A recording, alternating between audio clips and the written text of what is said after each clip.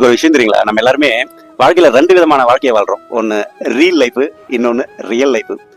நம்மளை சுத்தி இருக்கிறவங்க நம்மளை கெத்தா பார்க்கணும், சூப்பரா வாழணும், நம்மளை பார்த்தாலே சும்மா அப்படி கெத்தானவன்னு நம்பணும் அப்படின்றதுக்காக நம்ம நிறைய மெனக்கிட்டு நிறைய இடங்களுக்கு போயிட்டு நம்மளை பளிச்சு ரொம்ப ஹாப்பியா சந்தோஷமானவனா அப்படி தூய்மையானவனா நம்மளை சுத்தி நடக்கிற விஷயங்கள் எல்லாமே பயங்கர பாசிட்டிவா ரொம்ப அழகான விஷயத்துல அழகான உலகத்துல நான் வாழ்ந்துகிட்டு இருக்கேன் அப்படின்ற மாதிரி காமிச்சிக்கிறோம். ஆனா உண்மையான ரியாலிட்டி என்னன்னா, எது ரியல் வாழ்க்கை எது ரீல் வாழ்க்கைன்றது நமக்கே கன்ஃபியூஷன் ஆகிற அளவுக்கு ஒரு வாழ்க்கையை வாழ்ந்துட்டு இருப்போம்.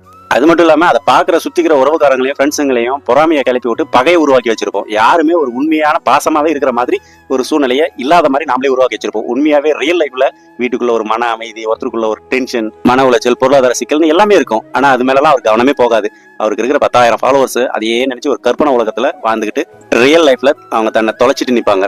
ஸோ உண்மையிலேயே சோசியல் மீடியாவில் இருக்கிற 10,000 பேர் நம்மளை கேர் பண்றாங்களான்னா அதுக்கு வாய்ப்பே இல்லை. ஏன்னா அவங்களும் அதே மாதிரி சோசியல் மீடியாவில் பயங்கர பிஸியா இருப்பாங்க. ஸோ நம்ம வாழ்க்கையில வெளிப்புறத்துல பர்ஃபெக்டா இருக்கணும்னு நினைக்கிறத விட உங்க உள்ளுக்குள்ள நிஜமான வாழ்க்கைக்கு ரியல் லைஃபுக்கு கொஞ்சம் முக்கியத்துவம் கொடுக்கும்போது மட்டும்தான் உங்களை சுத்தி விஷயங்கள் பர்ஃபெக்டா அமையதுக்கான வாய்ப்பு இருக்கு. உங்க வாழ்க்கை எந்த அளவுக்கு ரியலா இருக்குன்னு தெரிஞ்சுக்கணும்னா இங்க கொடுக்கப்பட்டிருக்கின்ற 2 நிமிட செல்ஃப் செக் பண்ணி பாருங்க. உங்க வாழ்க்கையில நல்ல மாற்றத்துக்கான ஆரம்பம் இது. இந்த லிங்க்குள்ள போயிட்டு உங்களுடைய பேரு, தேவைப்பட்ட ஃபோன் நம்பர் கொடுக்கலாம், இல்லைன்னா மெயில் ஐடி மட்டுமே கொடுக்கலாம். கீழே ஒப்புக்கொள்கிறேன் அதில் வந்து கிளிக் பண்ணிட்டு உள்ள போனீங்கன்னா ஒரு 19 விதமான கேள்விகள் கேட்கப்பட்டிருக்கும். அதுக்கு தற்போதைய சூழ்நிலை உங்களுக்கு என்ன தோணுதோ அதை பதில் அளிச்சுக்கிட்டே வரும்பொழுது இறுதியாக உங்களுடைய ஸ்ட்ரென்த் என்ன, வீக்னஸ் என்ன, எதில் கவனம் செலுத்தணும், அதுக்கு தகுந்த உதவி மற்றும் பயிற்சிகள் ஏதாவது தேவைப்படுதுனாலும் நீங்க 30 மினிட்ஸ் செஷனுக்கு புக் பண்ணிக்கலாம். ஸோ அடுத்த வீடியோ சந்திப்போம். நன்றி.